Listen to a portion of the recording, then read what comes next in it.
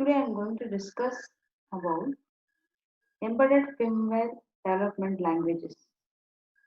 Embedded firmware is the software which is loaded into the embedded system board to perform a particular task. So embedded system uh, languages, development languages can be like can be assembly language or it can be high level language or it can be mixture of both.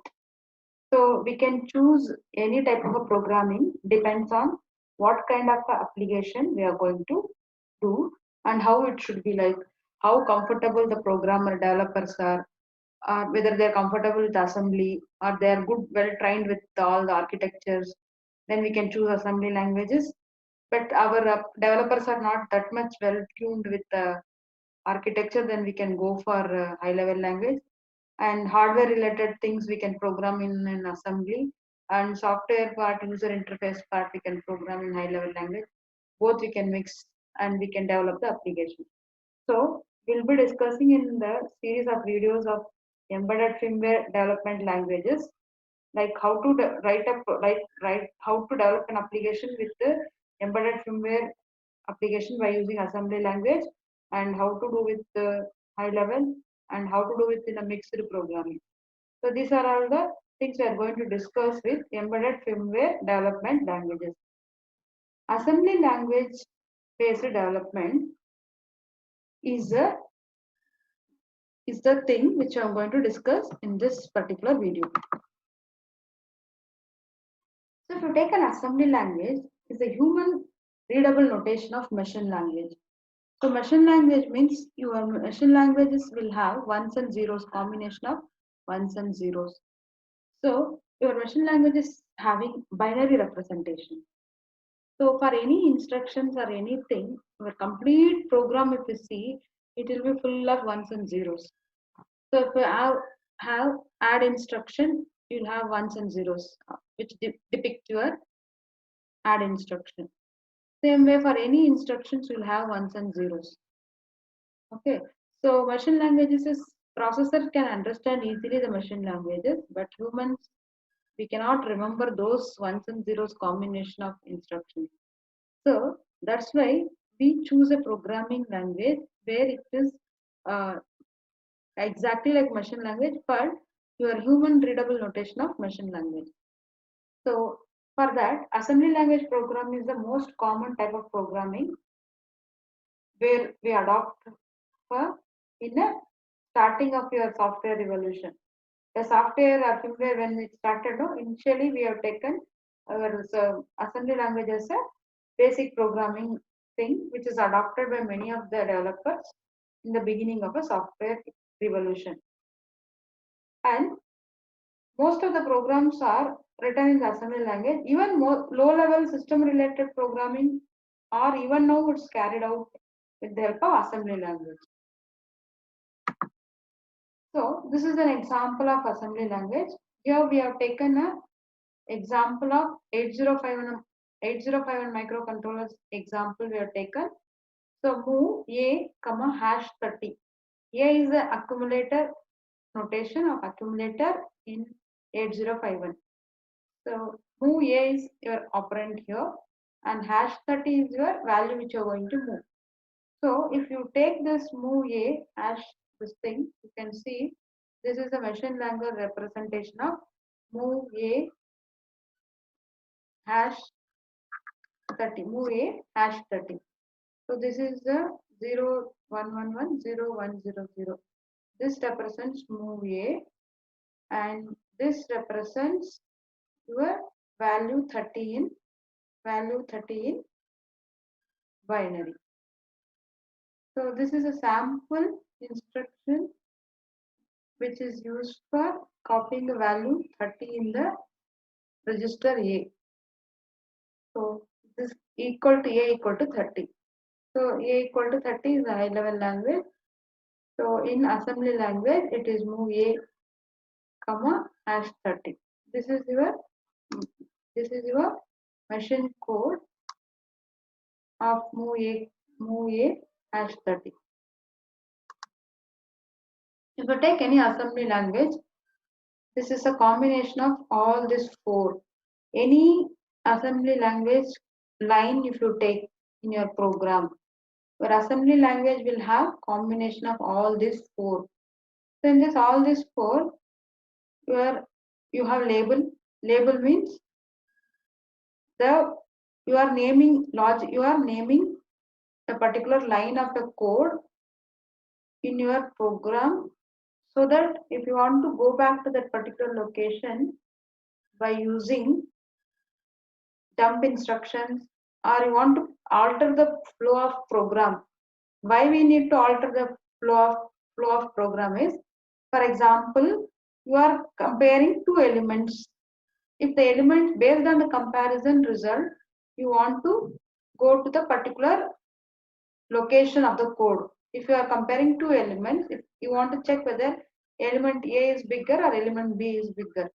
So based on the comparison result, you want to go to the line. When element A is bigger, you want to move to the line A, the line where if A is bigger, what action need to be performed. So for that, you wherever in your high level language, you write if condition. You will have true part and you will have else part. Automatically, the control flow will happen in high level language. Whereas here, we have to redirect the control to the particular location where the when A is bigger, what need to be done, that code is available. So here redirecting we have to do it explicitly by using jump instruction. When you are redirecting that which position you are going, that positions are given by the name, this any name.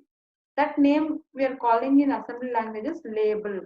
So label is any user defined name you can do here, and followed by semicolon.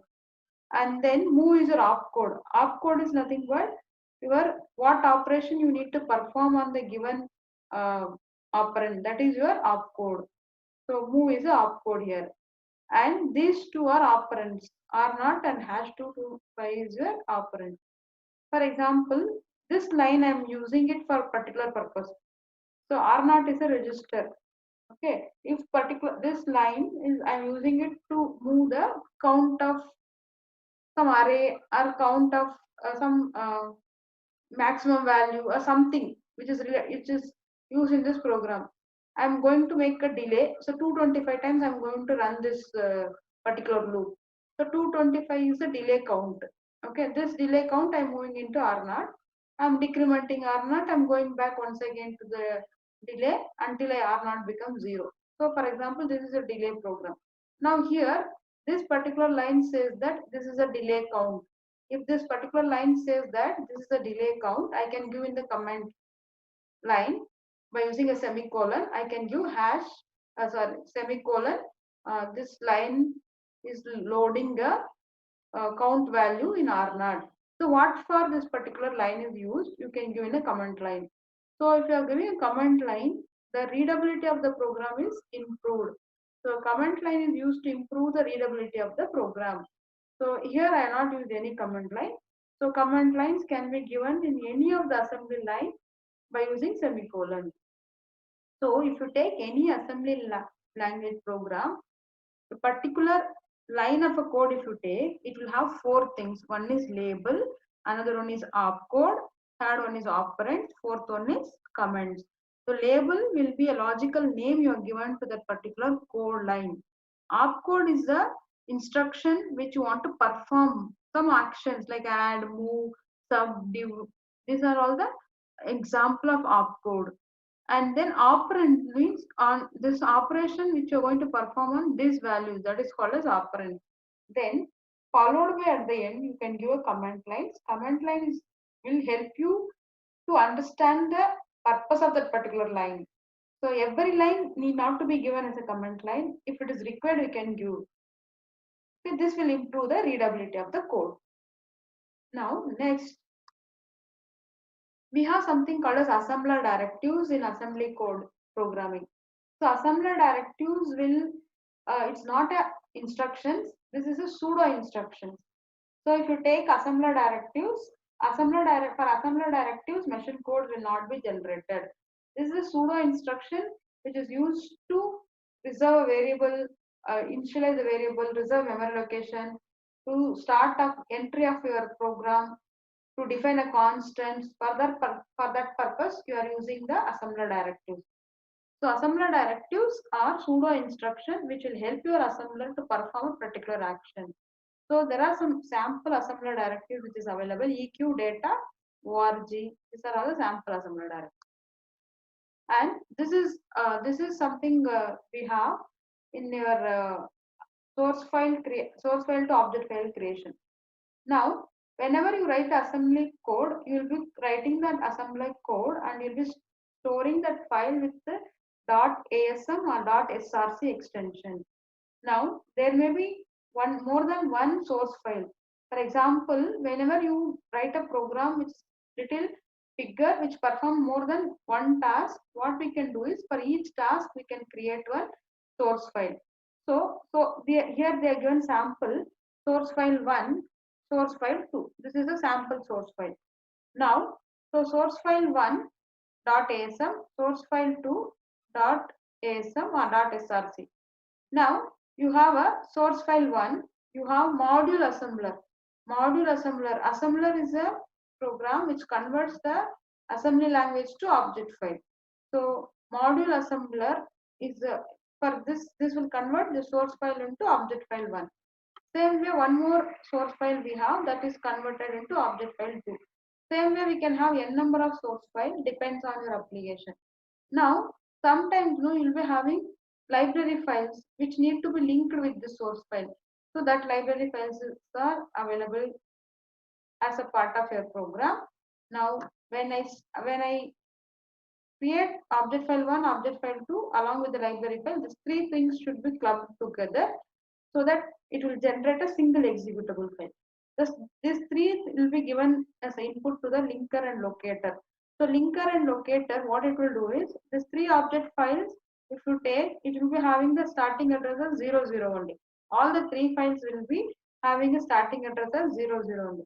So linker, what it will do is, it will combine together and it generates a single object file based on the like execution for which is called first, which object file has to be linked to first. According to that, it will relocate into the new address. So it will generate a single object file. So this object file is called as absolute object file. So this absolute object file, now it is ready for execution. Now you have object file, it need to be converted into machine code. For that you are using object to X file converter. So object to X file converter, it will convert the given absolute object file to X file. Now you got the machine code in the format of X file. So this is how your source files will be converted into X file. Now, if you take advantage of using assembly language based development, it is efficiently we can use your code memory and data memory. The reason is we are very close to the architecture. We know how the program is written and what are the architectures are used here. So everything known to us, we can create a code which is memory efficient and which is your data efficient. And so next is high performance. So optimized code can be generated so that it increases the speed of your embedded application, through which we can achieve the high performance. And then low level hardware access. So most of the code for low level programming, like accessing external device specific register from the operating system kernel, device drivers and interrupt routines, are using your assembly coding only. Because of that, we can access your hardware easily.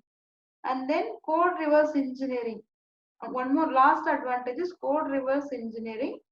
In the code reverse engineering, the process of what we can do is we can convert the assembly converter machine code to once again the assembly program by using disassembler.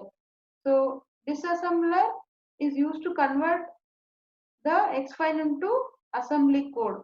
So because of that, we can get back our original code by extracting from the hex file. So this code reverse engineering is possible. These are all the advantage of assembly languages. Next we have Disadvantage of using assembly language. So disadvantages of using assembly languages, it requires high development time.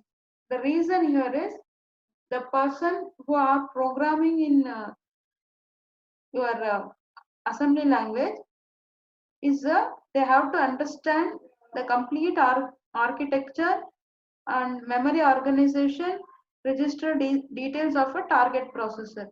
So all understanding the complete working of your architecture is time consuming. So these details, without knowing these details, we cannot do the programming. So we are spending a lot of time in getting trained with the particular architecture. So that time is wasted. So that's why we need more time for development. And then it's a developer. Next drawback is assembly language based development. Uh, it has a developer dependency. So the developer dependency means there is no common writing rule for assembly programming.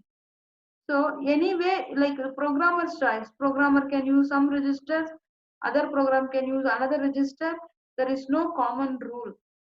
Because there is no common rule, it's difficult to understand the code developed by other developer. So for this reason, we need to have a proper documentation to understand the code which is written by other developer. Then last drawback is non-portable. So non-portable means the target applications written in assembly instructions are valid only for the particular family of processor.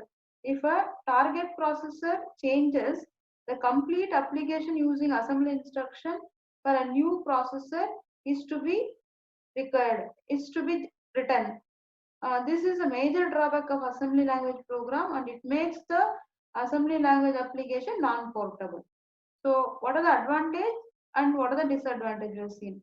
Now, in this lecture, we discussed how to program the embedded applications with the help of assembly language, how the object files and the X files are created, what are the advantages, what are the disadvantages of using a assembly language. Now, any queries which you have related to this particular topic, you can ask. Thank you.